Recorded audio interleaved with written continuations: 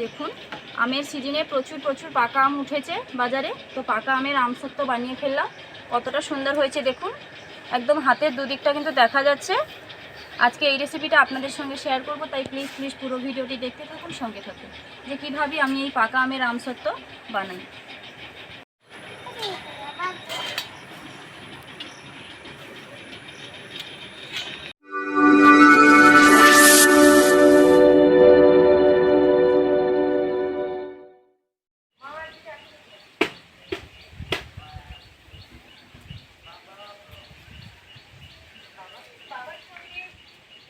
নমস্কার বন্ধুরা, দেবজানি রান্নাঘর ডবল এইটে আপনাদের স্বাগত জানাই।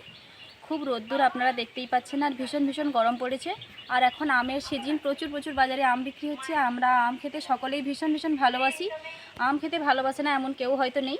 তো আজকে আমি এক ঝুড়ি আম নিয়েছি। দেখুন আজকে পাকা আমের আমসত্ব বানাবো, সেই রেসিপি আপনাদের সঙ্গে শেয়ার করব। তাই প্লিজ পুরো ভিডিওটি দেখতে থাকুন, সঙ্গে থাকুন। তাহলে চলুন যাওয়া যাক। পাকা আমের আমসত্ব বানানোর জন্য প্রথমে আমগুলোকে কাটতে হবে। আর আমি খুব সুন্দর দেখে পাকা আম নিয়েছি দেখুন। আমগুলো কিন্তু খুব মিষ্টি হতে, মিষ্টি না হলেও চলবে, মিষ্টি হলে একটু স্বাদটা অন্যরকমের হয়। তাই আমগুলোকে প্রথমে ধুয়ে নিতে হবে। আর আমার ছেলে তো ধুয়ে দিচ্ছে, আমার অর্ধেক কাজ করে দিচ্ছে। শোনো দাঁড়াও, এখানে রাখো, ধুয়ে খুব ভালোভাবে ধুয়ে নেব। দাও একটু বন্ধুদের দিকে টাটা করে দাও। শোনো আমসত্ব খাবে তো? আচ্ছা ঠিক আছে। পাকা আম বা আমের যে কোনো জিনিস আমার ছেলে খেতে ভীষণ ভালোবাসে। তো স্পেশালি ওর জন্যই আজকে মনে হলো যে একটু বাবুর জন্য আমসত্ব বানাই। আমগুলো ধুয়ে নিয়েছি, এখন বটিতে আমি ছালটা ছাড়িয়ে নেব আমের।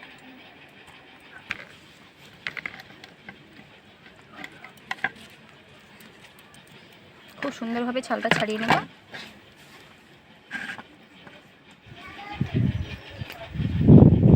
বাজার থেকে কেনা আম, তাই ছালগুলো একটু পাতলা, ছাড়াতে একটু সময় লাগছে। তো যদি বাগানের আম হয় তাহলে খুব সহজেই ছাড়ানো হয়ে যাবে।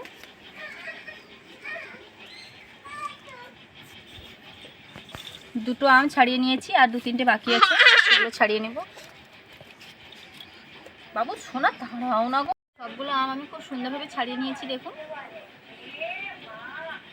আর এখন আমি একটা মিক্সচারের জার নিয়েছি। তবে মিক্সচারের জার যদি আপনাদের কাছে না থেকে থাকে, তাহলে যে পেঁয়াজ আদা রসুন করার সেই যে কুড়নিগুলো, সেগুলোতে আমটা এরকমভাবে কুড়ে তারপর একটা ছাঁকনির মাধ্যমে ছাঁকতে হবে।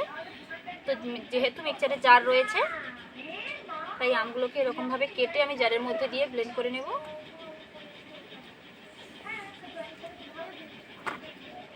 সবগুলো আমকে আমি এভাবে কেটে নেব। আঠি থেকে যতটা আম বেরোয় ততটা বের করে নেব।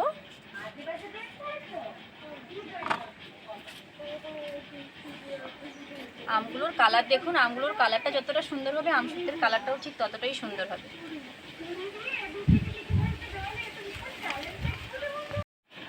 দেখুন সবগুলো আমকে আমি ছোট পিস করে কেটে নিয়েছি। তো জারটা আমার ছোট, তাই কিছুটা নিয়েছি, আবার কিছুটা রেখে দিয়েছি। একবারে হবে না, দুবার আমি পেস্ট করে নেব আমটাকে। দেখুন মিক্সচার মেশিনটা আমি রেডি করে নিয়েছি, এখন বসিয়ে পেস্ট করে নেব।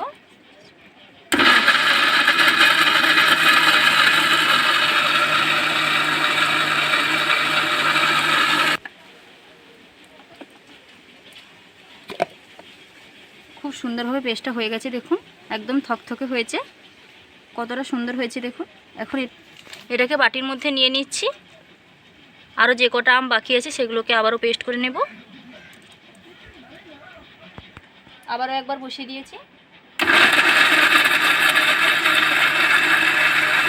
এবারে পেস্টটাও হয়ে গেছে, এখন এটাকে নামিয়ে নিয়ে রান্নার জায়গায় চলে যাব।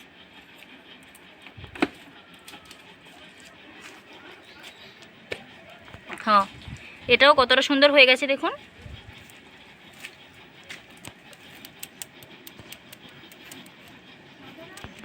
এখন এটাকে নিয়ে রান্নার জায়গায় চলে যাব। দেখুন রান্নার জায়গায় চলে এসেছি। আর এই যে আমের পেস্টটা, সেটা এখন কড়াইতে দিয়ে দেব। ঠান্ডা কড়াইতেই দেব,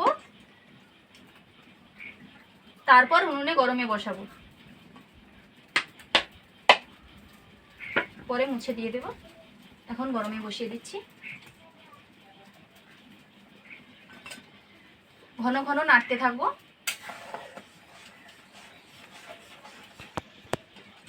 বেশ কিছুক্ষণ ধরে এটা নাড়তে হবে, ফুটিয়ে নেব বেশ কিছুক্ষণ ধরে। তারপর আমি চিনিটা অ্যাড করব। একদমই অল্প উপকরণে অল্প সময়ে কিন্তু এই আমসত্ত্ব বানানো যায়।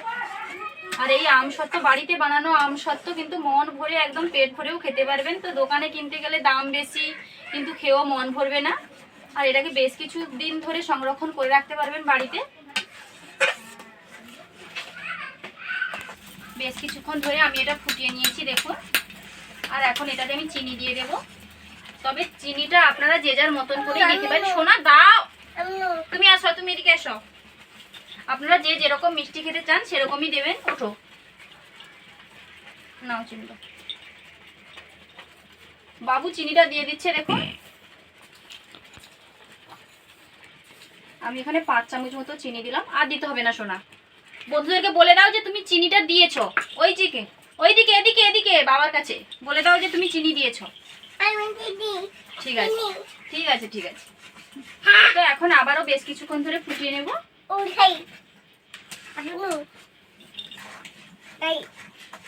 সোনা তুমি আমসত্ত্ব খাবে তো? সোনা খেলছে, এখন কোনো কিছু শুনতে চাইছে না।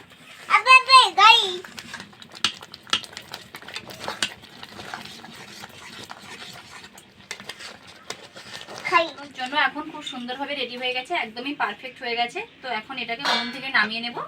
সোনা তুমি এগুলো কি করছো? আবার থালাগুলোকে আমাকে ধুতে হবে, পরিষ্কার করতে হবে। খুব বদমাইশ হয়েছো না, তোমাকে আমি দেবো না। সোনা সরো সরো, গরম গরম। থালাগুলোকে আরেকবার ধুয়ে নেবো। বাবু পা দিয়ে দিয়েছে। থালাগুলোকে ধুয়ে পরিষ্কার একটা কাপড়ে মুছে নিয়েছি। কিছুটা সরিষার তেল দুটো থালাতে আমি লাগিয়ে দেবো। আর থালাগুলো আমি একটু মুড়ি ওঠা ওঠা নিয়েছি, তাহলে সুবিধা হয়। সোনা দাঁড়াও, তুমি একদম দুষ্টামি করবে না, আমি খুব বকা দেবো।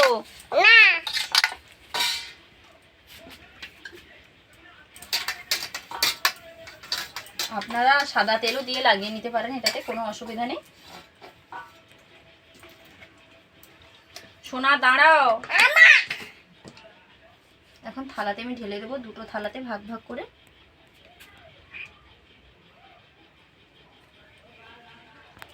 দেখুন থালার চারিদিকে আমি খুন্তি দিয়ে এভাবে ঘুরিয়ে দেবো।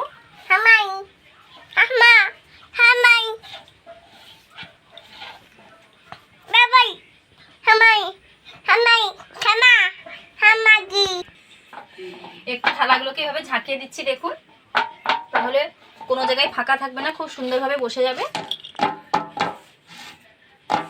আমি এখানে কাঁসার থালা নিয়েছি, তবে আপনারা স্টিলের থালাও নিতে পারেন, আরও ভালো হয় সেটাতে। তো এখন এগুলোকে আমি রোদে বসিয়ে দেব। হ্যাঁ দেখুন ছাদে ব্যালকনিতে আমি রোদ্দুরে বসিয়ে দিয়েছি। এখন ভীষণ ভীষণ রোদ, তো খুব সহজেই আমসত্ত্বটা হয়ে যাবে। এদিকে দিয়েছি আর সেদিকে দিয়েছি, দুটো থালা বসিয়ে দিয়েছি। একদিন গোটা দিন রোদ পেলে আশা করি আমসত্ত্বটা হয়ে যাওয়ারই চান্স খুব বেশি। কালকে দেখা হচ্ছে যে কিভাবে আমসত্ত্বটা হয়েছে সেটা দেখাবো। দেখুন একটা গোটা দিন রোদে দেওয়ার পরে আমসত্ত্বটা কতটা সুন্দর হয়ে গেছে দেখুন। দুটোই খুব সুন্দরভাবে হয়েছে। থালাটা উল্টে দিচ্ছি দেখুন, তবুও পড়ছে না, খুব সুন্দরভাবে হয়ে গেছে। তো একটাকে আমি একটু ছুরি দিয়ে সাইডটা একটু এ করে দেবো, দিয়ে ছুরির আগা দিয়ে সাইডগুলোকে একটু এ করে দিচ্ছি। দেখুন কতটা সহজে উঠে যাচ্ছে, কতটা পাতলা হয়েছে দেখুন। দেখতে একদম খুব সুন্দর হয়েছে, স্বাদটাও কিন্তু সেরকমই হবে। দেখুন এদিকের হাতটাও দেখা যাচ্ছে এতটাই পাতলা হয়েছে। একটা থালারটা তুলে নিয়েছি, আবার একটা তুলে নেব। এমনিতেই এগুলো উঠে যাবে, তবু আমি হালকা করে একটু করে দিচ্ছি ছুরির আগা দিয়ে।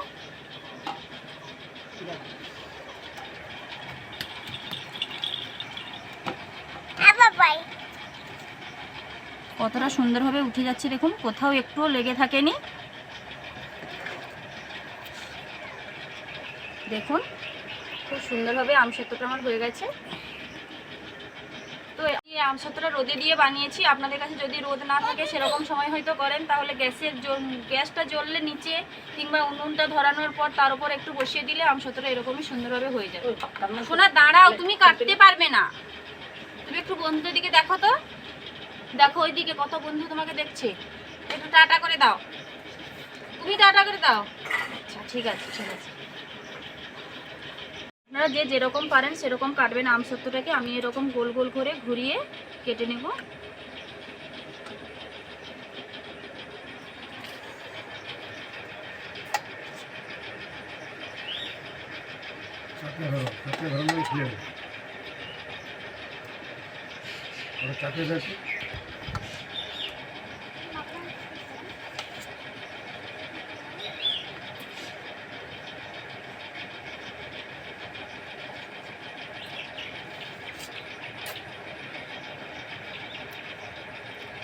আরও ছোট ছোট করে মুড়তে হতো, তাই একটু খুলে যাচ্ছে। ওই